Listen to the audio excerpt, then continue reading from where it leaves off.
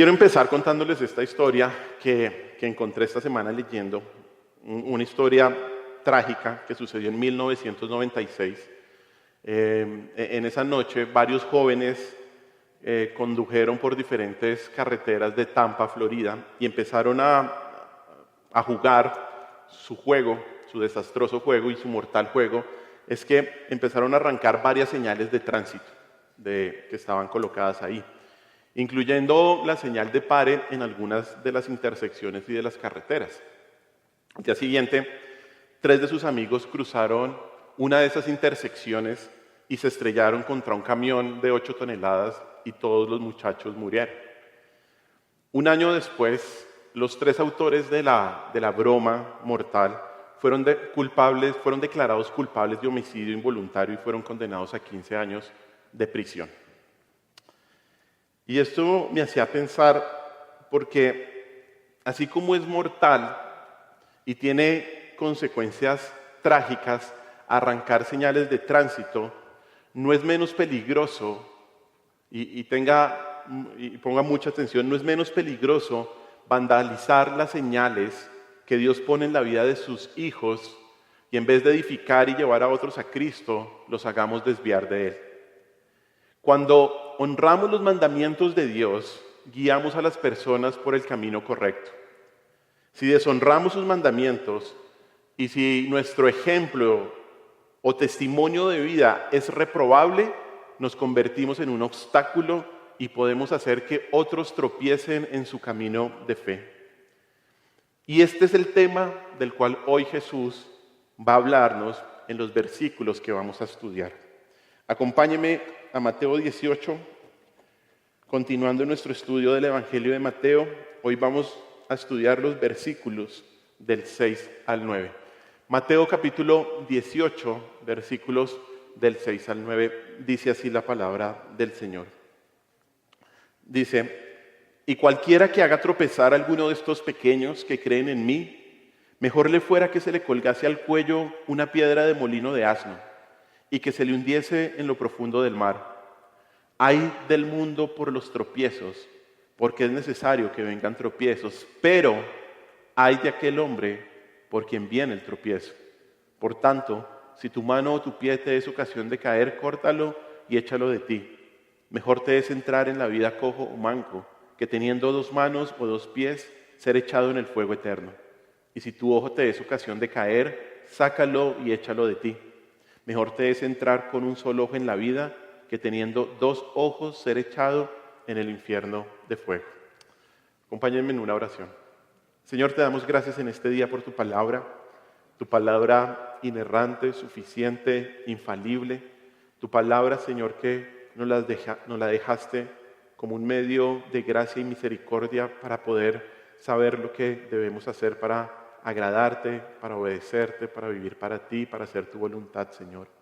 Padre, yo te pido para que podamos entender, Espíritu Santo de Dios, lo que tú inspiraste aquí, que no le quitemos, que no le pongamos nada, Señor, del razonamiento humano, Señor, sino que tú, Espíritu Santo, nos ayudes a entender tu palabra y de entender la gravedad, Señor, de ser tropiezo en la vida espiritual de otra persona. Te lo pido, mi Señor Jesús. Ayúdanos a entender y pon convicciones en nuestras vidas para poder aplicarlas luego de escuchar tu Escritura.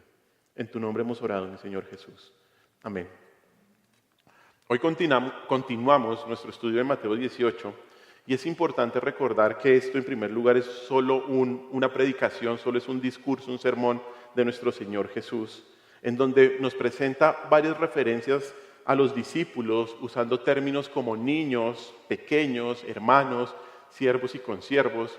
Y también hay una indicación, una mención a la iglesia en el versículo 17, donde se trata sobre cómo perdonar al hermano, cómo tratar el pecado dentro de la iglesia. Y todo esto nos indica que el Señor no solo se refirió a los discípulos, sino que estaba describiendo aspectos claves de cómo debía ser la futura comunidad cristiana. Vimos en la primera sección, en los versículos del 1 al 5, que el Señor está hablando acerca de la humildad y cómo ésta determina quién entra al reino, pero también cómo debe ser el comportamiento del creyente mientras llega a los cielos y también en su relación con sus demás hermanos. Y luego de describir a sus discípulos como esos niños que se humillan como niños, Jesús ahora expresa su poderoso amor por sus hijos al advertir que quienes los lleven al pecado van a tener terribles consecuencias. Como vemos, entre los versículos 5 y 6 hay un contraste muy claro en el versículo 5 con las frases cualquiera que reciba y luego versículo 6 cualquiera que haga tropezar. De hecho, mírelo, leámoslo una vez más, versículos 5 y 6. Dice, y cualquiera que reciba mi nombre a un niño como este, a mí me recibe. Y 6, y cualquiera que haga tropezar a alguno de estos pequeños que cree en mí, mejor le fuera que se le colgase al cuello una piedra de molino de asno. Hay un claro contraste entre estos dos versículos, ¿no? El que reciba en su nombre, en el nombre de Cristo, un niño como este, recibe al mismo Señor. Por el contrario, quien haga tropezar a alguno de estos pequeños, recibe condenación de parte del Señor. Esa palabra tropiezo o tropezar es como el eje central de estos 4 versículos. De hecho, se menciona 4 veces en el versículo 6 y 7. Y luego la palabra hacer caer se menciona 2 veces en los versículos 8 y 9. Y son la misma en el original. En el original la palabra es escandalizo y significa ofender, causar, tropezar o atrapar. Eso es lo que significa esta palabra. Tropezar o hacer caer significa ofender, causar tropiezo o atrapar. La raíz de esta palabra es bien interesante porque significa trampa y quiere decir poner un lazo, hacer tropezar a alguien o incluso capturar a otra persona o a un animal. De hecho, es que la palabra se utilizaba en ese entonces para referirse al trozo de madera que mantenía abierta una trampa para los animales. Era como el gatillo que hacía saltar la trampa. Por lo tanto, cuando el Señor aquí en estos versículos dice que cualquiera que hace tropezar o cualquiera que hace caer a otro, se refiere a cualquiera que es de tropiezo moral y espiritual y lo lleva a la trampa del pecado. Hacer tropezar es tentar a otra persona, es influenciarlo, es ponerle una trampa a un creyente en alguna manera que lo lleve a pecar o que le facilite caer en pecado. Y cuando esto sucede, cuando esto pasa, la palabra del Señor nos dice que el Señor toma acción. Y por eso en estos versículos hay una muy fuerte advertencia de lo que el Señor hará contra aquellos que perjudican a uno de sus hijos al influenciarlos al pecado. Y miren, hermanos, el pecado es serio. El pecado es serio. Tan serio que el Señor no se queda con los brazos cruzados cuando alguien lleva a otro a pecar. El pecado no solo te afecta a ti. Y por eso es que el Señor lo trata de una manera tan seria. Estos versículos nos enseñan que no solamente debemos alejarnos del pecado porque ofende a Dios de manera personal, sino porque nuestro pecado puede causar que otros caigan en más pecado. Y esto debería hacernos entender la importancia que tenemos, no solo dentro de la iglesia, sino también del testimonio que como creyentes debemos tener con los incrédulos. Esto debería hacernos entender la responsabilidad que tenemos con un mundo incrédulo y con los demás hermanos dentro de la iglesia. Estos versículos, y aquí vamos a estudiar una advertencia en contra de aquellos que influencian a pecar a otros y una solución para no hacerlo. Una advertencia y una solución. Bueno, una advertencia en contra de aquellos que influencian a pecar a otros y una solución para no hacerlo. Y lo primero es que vamos a ver en los versículos 6 y 7 la advertencia. Y la advertencia es que quien hace pecar a un creyente se enfrenta al terrible juicio divino. Quien hace pecar a un creyente se enfrenta al terrible juicio divino. El Señor comienza su tremendo aviso, su tremenda señal refiriéndose a los creyentes. Lo sabemos claramente porque no solo esa frase, estos pequeños, se refieren a los niños de la sección anterior del versículo 5, que ilustran a un cristiano humilde, sino también porque son esos pequeños que creen en mí, ¿no? Dice ahí, y cualquiera que haga tropezar a alguno de estos pequeños, ¿qué? que creen en mí. Evidentemente ahí nos está hablando de creyentes, no de los niños, de los infantes. Por lo tanto, cuando el Señor dice cualquiera que haga tropezar a estos pequeños, significa cualquiera que lleve a pecar a un cristiano, cualquiera que lleve a pecar a un creyente. Y esa palabra cualquiera incluye a cualquiera, tanto a los creyentes como a los incrédulos, a los dos, ¿cierto? Y lo que implica es que quien no se arrepienta de influir a otro al pecado, no solo va a mostrar claramente que no es creyente, sino que sufrirá las consecuencias que aquí se mencionan. Y la primera advertencia contra aquellos que influyen a otros a pecar es terrible. La imagen es terrible. Dice la palabra del Señor ahí, dice, mejor le fuera que se le colgase al cuello una piedra de molino de asno y que se le hundiese en lo profundo del mar. La piedra de molino de asno es una grande y redonda piedra que era tan grande, pero tan grande, que debía ser empujada por una viga de madera enganchada a un burro. Necesitaba la fuerza de un burro, ¿no? Obviamente no es ese pequeño molino donde a veces le molemos, yo qué sé, el maíz para las arepas. No, era una piedra gigantesca.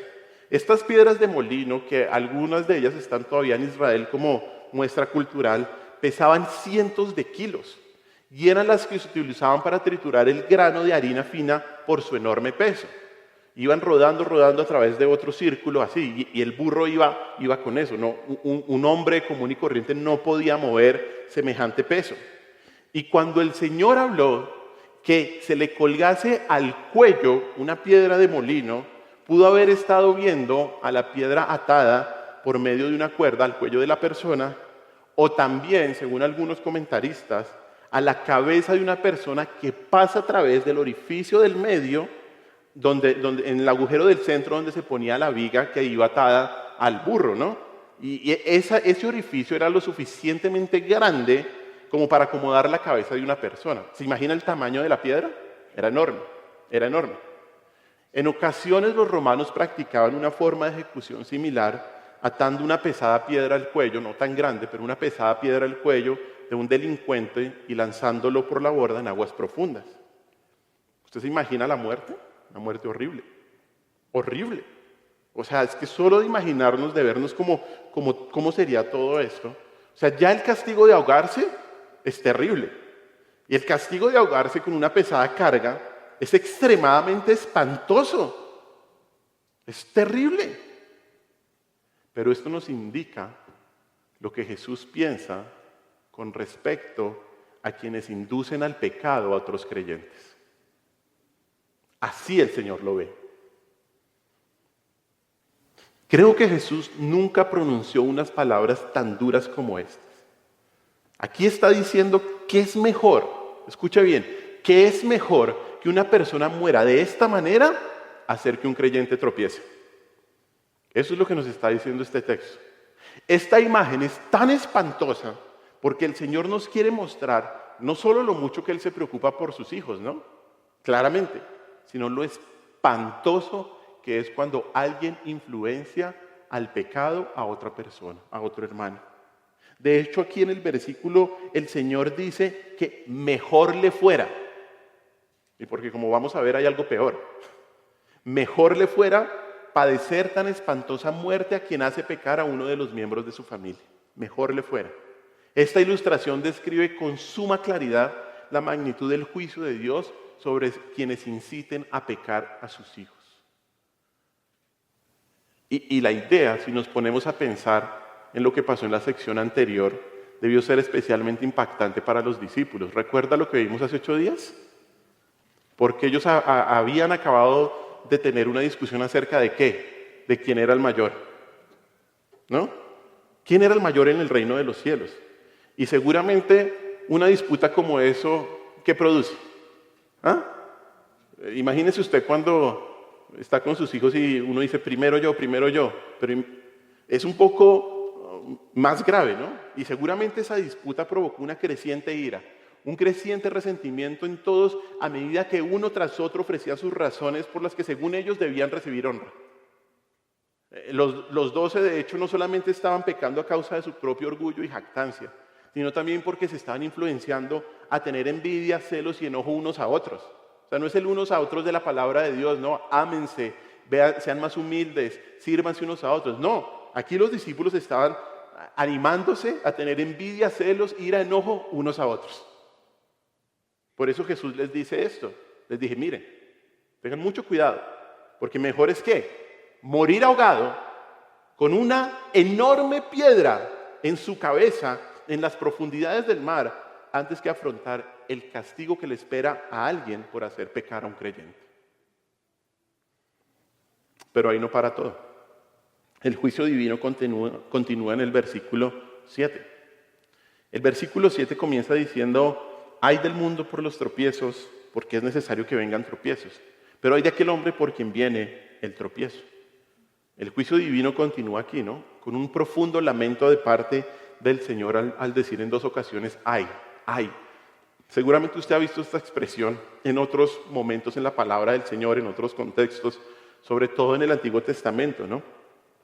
Aquí hay 2 tipos de ay. Uno por el mundo, que causa tropiezos, y el otro por alguien por quien vienen los tropiezos. Y esta expresión ay describe un grito de intensa angustia, de disgusto, de dolor, de pena, de horror. Los profetas del Antiguo Testamento a menudo iniciaban sus discursos, sus declaraciones, sus oráculos sobre el juicio con esta palabra, ay.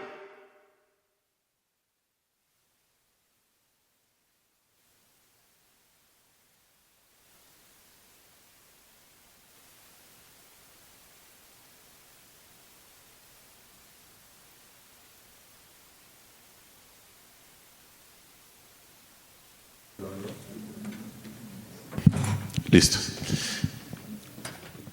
Y este ay lo utilizaban los profetas del Antiguo Testamento para declarar esto, declarar juicio sobre Israel o sobre alguna nación. Y en este caso, aquí en el que estamos estudiando, el ay introduce una solemne advertencia por todos aquellos que intentan hacer tropezar a un creyente. Pero al mismo tiempo, el ay también nos presenta una misericordiosa oportunidad para el arrepentimiento.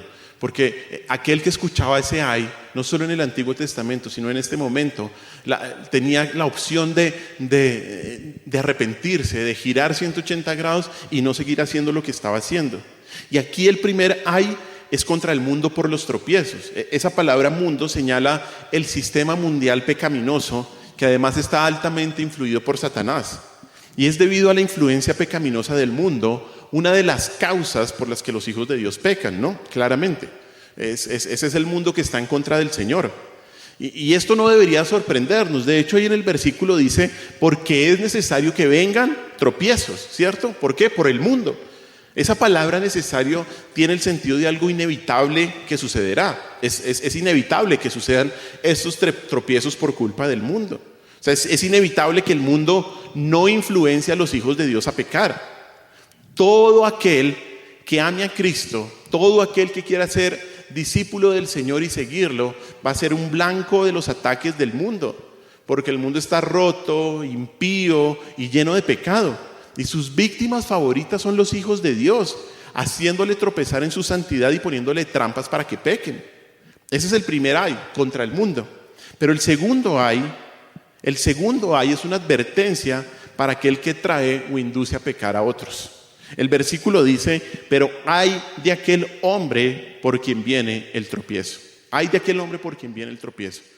Esa palabra pero indica que la inevitabilidad del mundo de influenciar al pecado no anula la responsabilidad del hombre. O sea, no es que es por culpa del mundo que otra persona hace pecar a otro creyente o a un creyente. No. Quienes tientan a otros a pecar y no se arrepienten, de hecho están mostrando que pertenecen al mundo. Y en su necedad lo que están haciendo es acumulando el juicio de Dios contra ellos mismos. Es muy claro, pero hay de aquel hombre por quien viene el tropiezo. Viene un juicio terrible, un juicio terrible. Miren, arruinar el carácter de un santo o retrasar su crecimiento espiritual es algo atroz a los ojos de Dios. Es asegurarse el juicio de Dios. Es poner una firma de que esto seguro va a pasar. Miren, hermanos, la enseñanza creo que es muy clara. Quienes de manera intencional o sin intención, incluso, intenten causar tropiezo, malestar y dolor a los cristianos, deben entender que su actitud no va a quedar impune delante de Dios. No va a quedar impune. Es un delito enorme dañar a uno de los hijos de Dios guiándolo a pecar. Cualquier persona que intente socavar la fe de un creyente o que busque inducirlo al pecado o a la incredulidad se encuentra en serios problemas con Dios. Y si no se arrepiente nunca, se hundirá en la condenación para no resurgir jamás. Eso lo vemos más adelante, ¿no? Será echado en el infierno. Mire, esto nos enseña que el modo en que tratamos a nuestros hermanos en la iglesia es un asunto de inmensa importancia. De inmensa importancia. Y llevarlos a pecar consciente o inconscientemente es un asunto muy grave. Gravísimo.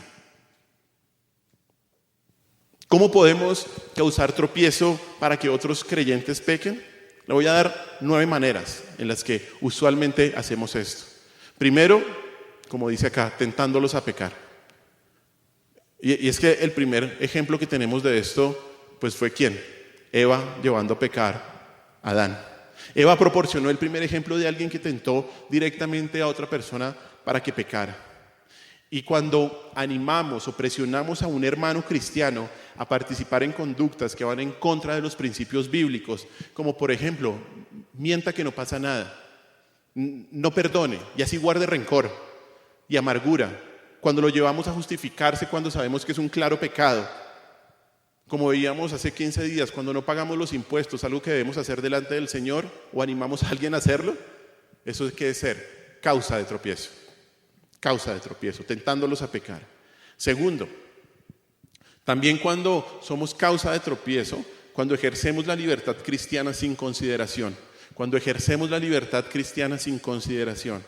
participar en actividades que pueden ser permisibles para uno mismo, pero perjudiciales para la conciencia o la fe de otro creyente, como por ejemplo, escuchar ciertos estilos de música o entretenimiento, de manera que causen incomodidad o confusión en los demás, es llevar a otros a pecar. No considerar la madurez espiritual de quienes nos rodean al ejercer nuestras libertades que nos ha dado el Señor, puede llevar a otros al pecado. Tercero, hipocresía o mal ejemplo. Vivir de una manera en la que usted contradiga su profesión de fe, lo cual puede confundir incluso a un incrédulo o desilusionar a otros cristianos, especialmente a los creyentes más jóvenes o recién llegados, es ser causa de pecado.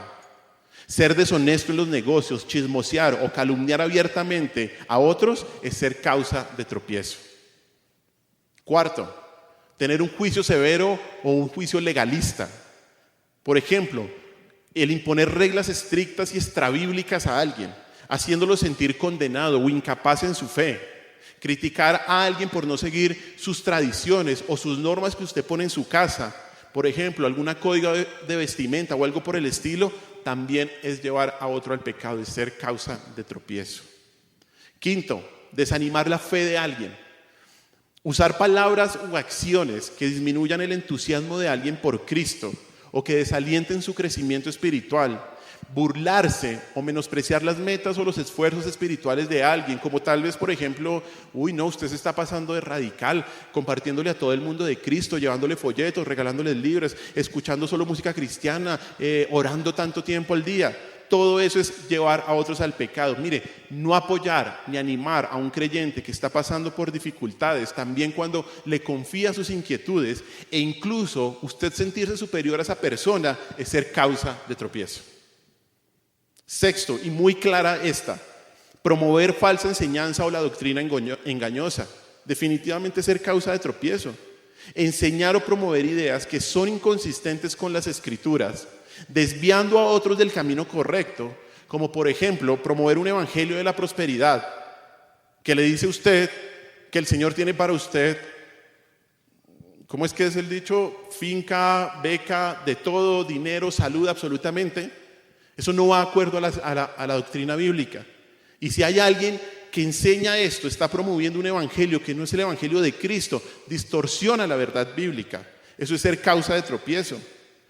También promover filosofías de autoayuda que disminuyen la confianza en la suficiencia de Cristo y su palabra. Eso es llevar a otros al pecado.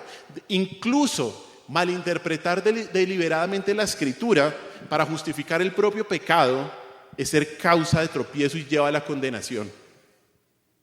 Esos falsos no solo creen, sino que practican el mal.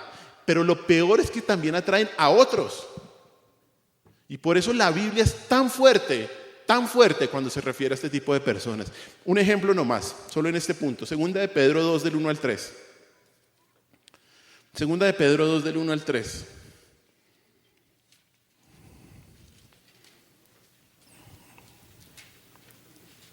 Mire cómo habla la Escritura de los falsos. Y esto es solamente un versículo de los tantos y tantos que hay. Segunda de Pedro del 1 al 3 dice así: pero hubo también falsos profetas entre el pueblo, como ahora entre vosotros falsos maestros que introducirán encubiertamente herejías destructoras, que aún negarán al Señor que los rescató, atrayendo sobre sí mismo destrucción repentina. Y muchos seguirán sus disoluciones, por causa de los cuales el camino de la verdad será blasfemado. Y por avaricia harán mercadería de vosotros, con palabras fingidas, sobre los tales ya de largo tiempo la condenación que no se tarda y su perdición no se duerme. ¿A dónde van estos falsos? A la condenación, a la perdición. La Biblia es muy fuerte contra los que enseñan mala enseñanza, mala doctrina, contra los que enseñan herejía. Es terrible, hermanos. Es la peor causa de tropiezo. Todas son graves, ya lo vimos. Pero es que me hierve la sangre, porque es que esta gente está deshonrando al Señor y su palabra. Y está llevando a todos, así, a todas estas megas iglesias, a no pensar en la palabra del Señor. ¿Y cómo los trata el Señor aquí? Fuertemente. Y mire, aquí también incluimos a aquellos que, aunque no son creyentes, dicen que Jesús solo fue un líder religioso y la Biblia solamente es un libro más. Este tipo de filósofos, humanistas, todos estos, aquellos que no creen que la Biblia es la palabra de Dios, aquellos que no creen que la Biblia es suficiente, inerrante, inspirada, infalible. Ellos son causa de tropiezo por desanimar o criticar a otros en la fe. Le voy a contar una historia. David Hume, el gran filósofo, gran racionalista, gran humanista, su madre era cristiana y discutía con ella todos los días. Y este hombre la menospreciaba, la humillaba y minaba su fe hasta que finalmente le robó la palabra de Dios de su corazón. Cuando la madre de David Hume, estaba a punto de morir, este hombre intentó consolarla. ¿Se imagina un humanista consolando a otra persona? Y le dijo a su madre: madre, aguanta. Y ella lo miró con angustia y le dijo lo siguiente: hijo, no hay nada a lo que aferrarse, me has quitado la fe.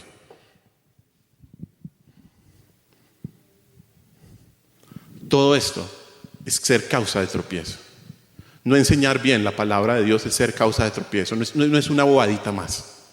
Y enseñar filosofía en contra de la palabra del Señor es causa de tropiezo. Séptimo, fomentar la división en la iglesia es ser causa de tropiezo. Crear o perpetuar la división dentro de la iglesia lleva a muchos al pecado. Y esto definitivamente lleva a que muchos pequen de diferentes maneras. Octava, el materialismo o la mundanalidad también es causa de tropiezo. Mire, el animar a otros a priorizar el éxito o las posesiones mundanas sobre el crecimiento espiritual es en contra de la Escritura, es llevar a las personas a que pequen. Jactarse de la riqueza o de los logros materiales de una manera que despierte envidia o que despierte prioridades equivocadas es llevar al pecado a otros. Dar un ejemplo de vida, escúcheme bien, dar un ejemplo de vida que prioriza el materialismo sobre la satisfacción espiritual es ser causa de tropiezo. Es ser causa de tropiezo. Y por último, insensibilidad hacia el creyente más débil. Actuar sin tener en cuenta las luchas espirituales o la sensibilidad de los demás. Hablar con ligereza sobre temas delicados como el sufrimiento o el pecado con un hermano. Hacer bromas o comentarios que trivialicen las convicciones o las luchas de alguien es ser causa de tropiezo, es llevar al pecado a todas las personas. Hermanos, cuidado, debemos pedirle al Señor gracia, que nos guarde, que nos cuide, que nos libre de ser causa de tropiezo a otros. Y algo para finalizar, creo que es muy importante, pero muy importante hacer una aplicación para nosotros como padres y las madres que están aquí. Nadie puede influenciar más a un niño con el evangelio que sus padres, pero también nadie puede desviarlos como ellos. Nadie puede desviar a un hijo como su padre. Soy tropiezo para mis hijos cuando no hago lo que dice la palabra de Dios que debo hacer, cuando no los disciplino como me dice la Biblia, cuando les permito pecar pensando que es algo pasajero, cuando no corrijo su conducta, soy causa de tropiezo. Incluso cuando peco y no les pido perdón, o no le pido perdón al Señor, soy causa de tropiezo. Los niños empiezan a decir, esto está bien hacerlo, lo hago.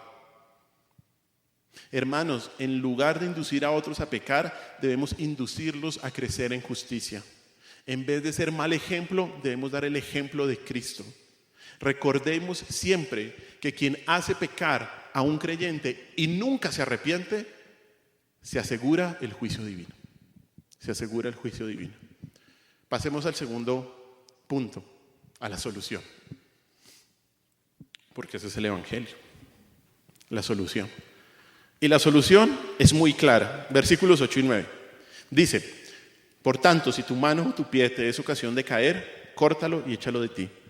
Mejor te es entrar en la vida cojo o manco, que teniendo 2 manos o 2 pies, ser echado en el fuego eterno.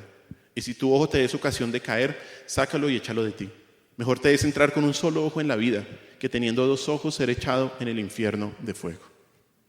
La solución para no influenciar a otros a pecar es ser radicales con el pecado personal. Eso es ser radicales con el pecado personal. En el versículo 8, el Señor comienza a hablarles directamente a los discípulos, ¿no? Usted ahí ve claramente, dice, si tu mano, si tu pie, si tu ojo, les empieza a hablar como de tú a tú, segunda persona. Además, las palabras con las que comienza el versículo 8 es una conexión, una conjunción, es un por tanto, ¿no?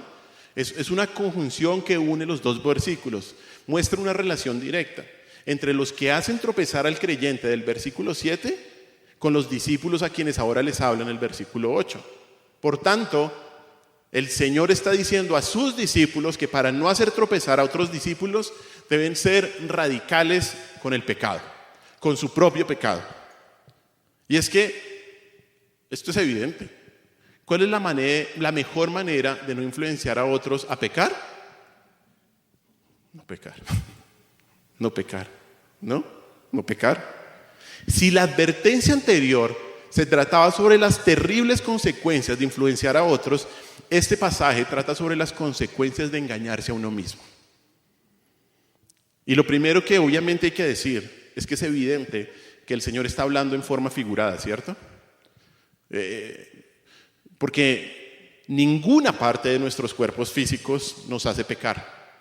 Ninguna parte. Y cercenar algún miembro no nos evita caer en pecado, ¿no? El Señor no está pidiendo la mutilación de nuestros miembros. Esto no es literal, tiene que ser estudiado en el contexto. Porque así lo hagamos, el problema ¿dónde va a seguir? Mire lo que dice Mateo 15, 18, 20. Ahí antecitos. Mateo 15, 18, 20. Está en esta discusión el Señor Jesús con los fariseos diciendo lo que contamina al hombre. Ellos obviamente pensando que eran cosas externas. Pero mire lo que dice Mateo 15, del 18 al 20. Dice así: pero lo que sale de la boca, del corazón sale, y esto contamina al hombre. Porque del corazón salen los malos pensamientos, los homicidios, los adulterios, las fornicaciones, los hurtos, los falsos testimonios, las blasfemias. Estas cosas son las que contaminan al hombre, pero el comer con las manos sin lavar no contamina al hombre. No contamina. O sea, el problema no son nuestros miembros, no es lo externo, sino es lo interno. Por lo tanto, por muy fácil que sea tentar a creyentes inmaduros y débiles para que pequen, es aún mucho más fácil caer uno mismo en el pecado. Mucho más fácil. Es mucho más fácil uno engañarse con este corazón engañoso que tenemos. Y esto quiere decir que la persona que veo en el espejo cada mañana es mi mayor impedimento para la santidad y la piedad. O sea, soy yo, ¿no? Eso es lo primero, entender. Esto es una figura, una ilustración, ¿no? Y que va a entender, que nos lleva a entender que el problema soy yo, ¿no? El problema soy yo. Y lo segundo que es importante decir aquí en estos dos versículos es que las palabras y el significado de los versículos 8 y 9 son muy similares. Recuerda Mateo capítulo 5, versículos 29 al 30, que ahí nos habla casi exactamente, pero el contexto es diferente. Mire Mateo 5, del 29 al 30. Mateo 5, del 29 al 30. Y aquí está hablando sobre la inmoralidad sexual. Mateo 5, 29 al 30. Dice así. Desde el 27, de hecho, para entender el contexto. Oísteis que fue dicho, no cometeráis adulterio. Pero yo os digo que cualquiera que mira a una mujer para codiciarla, ya adulteró con ella en su corazón. Por tanto, si tu ojo derecho te des ocasión de caer con respecto al adulterio y la inmoralidad sexual, sácalo y échalo de ti. Pues mejor te es que se pierda uno de tus miembros y no que todo tu cuerpo sea echado al infierno. Y si tu mano derecha te des ocasión de caer, córtala y échala de ti. Pues mejor te es que se pierda uno de tus miembros y no que todo tu cuerpo sea echado al infierno.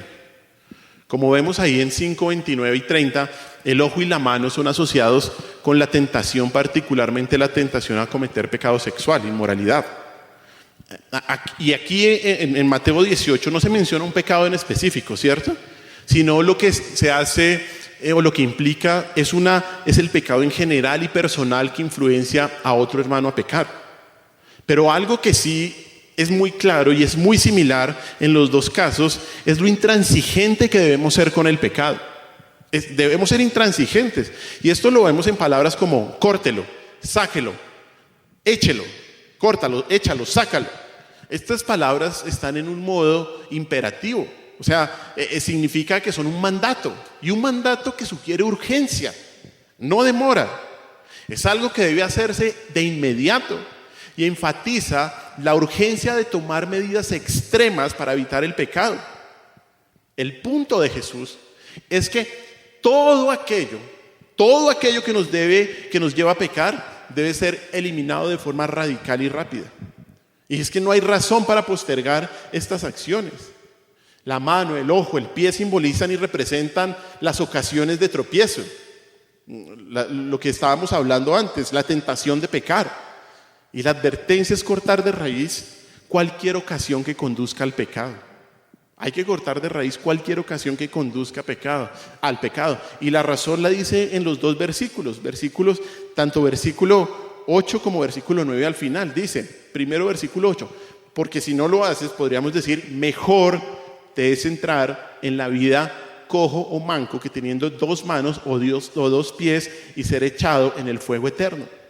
Y mejor, después versículo 9 al final, y mejor te es entrar con un solo ojo en la vida que teniendo dos ojos y ser echado en el infierno de fuego. La mano, los pies y los ojos son miembros del cuerpo de gran importancia, ¿no? Para la vida normal de una persona, tanto en aquella época, una sociedad totalmente basada en la agricultura, en la ganadería, como hoy en día. Ser manco, cojo, ciego constituyen serias limitaciones para cualquier ser humano. Y la idea principal en estos versículos es que el precio, y escúcheme bien, el precio que se paga de ir al infierno es tan devastador que si algo que se considera tan valioso como uno de estos miembros del cuerpo interfiere con la correcta posición de un hombre ante Dios, haciéndolo pecar, entonces eso debe ser eliminado sin importar el costo. Nada, absolutamente nada, es lo suficientemente valioso para conservar lo que nos haga ir al infierno y nos impide ir al cielo. Nada. El Señor dice que es mejor que se pierda cualquier cosa y vivir sin pecado y no llevar a otros a pecar, que seguir pecando, influenciar a otros al pecado y así ser echado al infierno. Es mejor prepararse para la eternidad en el cielo que gozar de los deleites pecaminosos en esta vida y ser echado en el fuego eterno, como dice al final, del infierno de fuego. Es que la gente que está jugando con el pecado no se ha dado cuenta de esto. O si se ha dado cuenta, evidentemente es un incrédulo y es un necio. Porque si no toma medidas radicales, el destino es el infierno, hermanos. Es el fuego eterno que nunca acaba. Dios va a dar en la resurrección cuerpos para resurrección, para condenación eternamente. Esto no es un juego. Esto tampoco es lo que alguna herejía mentirosa se ha metido por ahí, es aniquilación. No es que dejemos de existir, no. Quien no se arrepiente y no crea en Cristo como Señor y Salvador y permanezca en sus pecados y haga caer a otras personas en el pecado, a esto es a lo que se enfrenta. Y miren, uno de los propósitos de Jesús al decir esto es resaltar la naturaleza atroz del pecado. El pecado lleva a las personas al infierno, por lo que debemos evitarlo a toda costa. Y de esto debemos hablar, hermanos. Lo he dicho en otras ocasiones, hay iglesias, hay lugares que no hablan del infierno, que no hablan del arrepentimiento. Y el infierno fue el tema del que más habló el Señor Jesús. ¿Usted se imagina eso? Y es que el Señor nos quiere mostrar en su palabra lo horrible que es para arrepentirnos. Mire, el pecado lleva a las personas al infierno y debemos evitarlo a toda costa, creyendo en Cristo, arrepintiéndonos de los pecados. Y aquí lo que Jesús está diciendo es que sea lo que sea, escúchame bien, sea lo que sea que te esté llevando a pecar, debes tomar medidas drásticas para eliminarlo de tu vida. Sea lo que sea. Y solo el Señor lo sabe. Solo el Señor lo sabe. Pero debes tomar medidas drásticas para eliminarlo de tu vida. Nada justifica perder el cielo. Nada justifica ir al infierno. Nada. Dios se toma el pecado muy en serio. Tan en serio que sacrificó a su Hijo unigénito. Dios se toma el pecado muy en serio. Y nosotros también debemos tomarnos el pecado muy en serio. La falta de arrepentimiento es un crimen castigado con la muerte eterna. Mire lo que dice Gálatas capítulo 6, versículo 8. Gálatas capítulo 6, versículo 8. Dice así: porque el que siembra para su carne, de la carne segará corrupción, mas el que siembra para el Espíritu, del Espíritu segará vida eterna. El que siembra para su carne, ¿qué va a obtener? Muerte, corrupción, podredumbre. El pecado no debe ser acariciado, el pecado debe morir. Debemos hacer morir las obras de la carne. Y perder tiempo es mortal, es terrible. Mire, las medidas tomadas a medias con el pecado no funcionan. No funcionan. No crea que esas medidas que usted ha tomado de más o menos veo, más o menos hago, más o menos esto, más o menos pienso, no funcionan. Debemos mortificar el pecado y ser conscientes que esto no es un proceso fácil, porque su pecado no quiere morir. Y porque usted no disfrutará del proceso de muerte de su pecado. De hecho, podríamos ilustrar que mortificar un pecado podría sentirse como arrancarse un ojo, una mano o un pie. Sentirás que te despides de algo tan esencial que sin ello no puedes vivir. Pero ten en cuenta que si no matas al pecado, el pecado te matará a ti y a otros. Obviamente lo haces por la gracia del Señor, utilizando sus medios de gracia, oración, la palabra, la congregación, los hermanos. Pero debes tomar medidas drásticas. Eso es lo que el Señor nos dice acá. Debemos orar que el Señor nos mantenga alejados del pecado. ¿Cómo nos enseñó a orar nuestro Señor Jesús? No los metas en tentación. Es que ni siquiera al pecado. No los metas en tentación. El único que soportó la tentación, ¿quién fue? Cristo, punto. Usted no puede jugar con la tentación. Usted no es el Señor. Solo hubo uno justo, limpio, puro, santo. El resto, dependientes, pobres, necesitados. Mire lo que dice Romanos 13:14. Romanos capítulo 13, versículo 14. Dice así: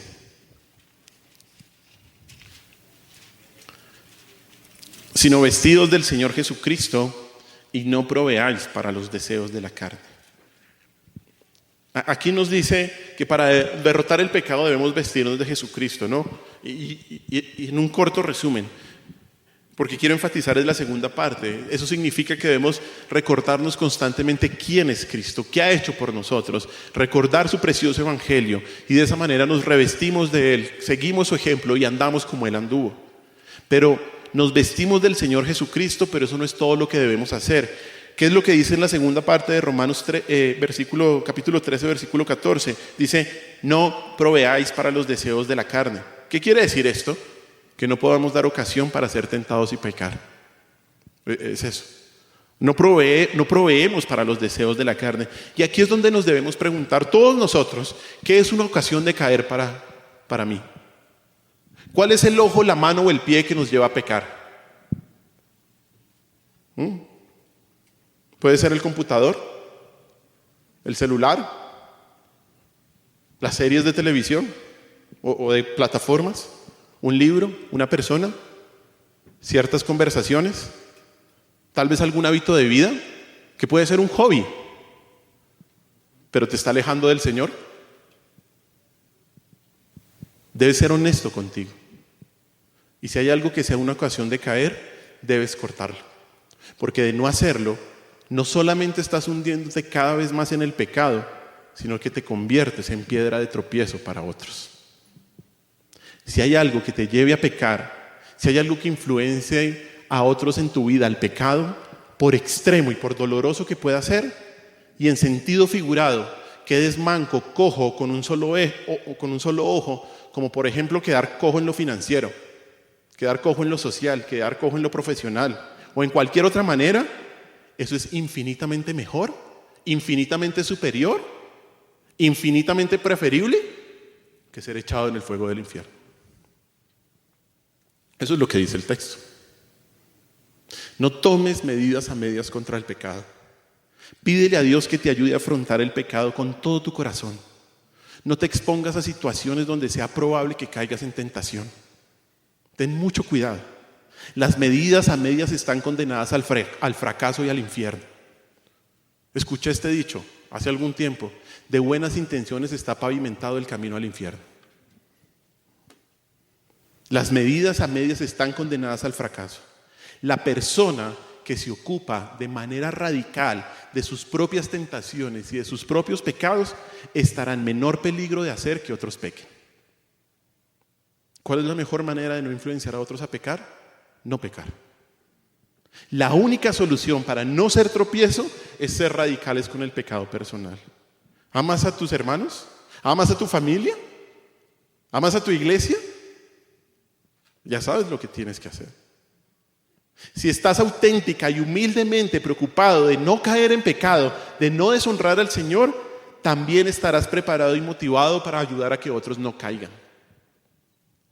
Hermanos, ningún sacrificio debe considerarse demasiado grande si es el único medio de estar sin pecado y no llevar a otros a pecar. Ningún sacrificio es demasiado grande. Entendamos que somos parte del cuerpo de Cristo y nuestras acciones nunca ocurren de forma aislada. Nunca. Nunca, hermanos. Hermanos, ay de aquel por quien vengan los tropiezos. Ay de aquel. Recordemos siempre que para no ser causa de tropiezo debemos tener en cuenta esta advertencia de juicio y ser radicales con nuestro pecado, con la única solución. Esto debe ser un medio de gracia. Debe ser un medio de gracia saber que, para bien o para mal, nuestro comportamiento afecta la salud y la vitalidad de otros creyentes. Por lo tanto, es por tu bienestar y por el resto del cuerpo de Cristo que tienes que vivir en obediencia al Señor. Dios desea que seas una bendición para los demás, no una maldición. Que tu amor por tus hermanos y por un mundo incrédulo que necesita a Cristo te proteja a ti y a ellos de la tentación. Oremos.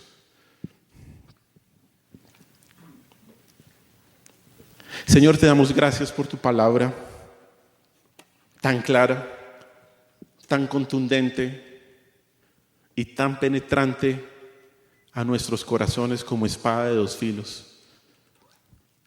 Señor, como siempre venimos ante ti después de escuchar tu palabra, venimos con una actitud de humildad para que nos perdones por las veces que hemos hecho pecar a otros, Señor. Por favor, perdónanos. Perdónanos si hemos hecho pecar a algún hermano, alguna hermana, a nuestros hijos, Señor. Si no hemos tomado una posición radical con el pecado, por favor, perdónanos, Señor. Y no solo por la consecuencia terrible que en tu misericordia, Señor, en Cristo ya no tenemos, sino porque no queremos afectar a uno de tus hijos, Señor. Y ni a los hijos que como padres nos has dado. Señor, guárdanos. Ayúdanos a hacer una cirugía radical en nuestras vidas, Señor, que solo por tu gracia la podemos hacer. Solo por tu misericordia la podemos hacer, mi Señor Jesús. Que cualquier ocasión para pecar, que cualquier tipo de ojo, mano o pie que nos lleve al pecado, Señor, lo podamos quitar, Señor. Que no nos hundamos en el pecado, sino que todo lo contrario, mi Señor Jesús, podamos vivir santos para poder bendecir a otros hermanos, para poder edificarlos, Señor, para poder ayudarles. Guárdanos, Señor, de ser causa de tropiezo. Líbranos de eso, Señor. Perdónanos una vez más, te lo digo, mi Señor Jesús. Gracias por tu palabra, Señor, porque es una gracia, es una misericordia estudiarla de esta manera.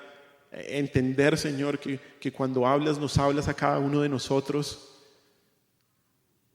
Disparas a nuestro corazón, Señor. Gracias por eso, Señor. Ayúdanos, Señor, a honrarte, a seguirte como tú mereces ser honrado, Padre Santo. Y líbranos, Señor, que por nuestro nombre, que por nuestros actos, tu nombre sea blasfemado. Y que por nosotros, algunos, Señor, pequen contra ti, Señor.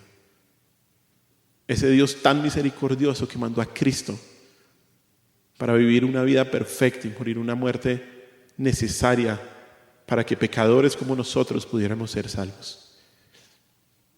Te damos gracias, mi Señor Jesús, en este día por tu palabra. Toda la gloria y toda la honra a ti, mi Cristo, nuestra cabeza, nuestro pastor. En tu nombre hemos orado, mi Señor Jesús. Amén.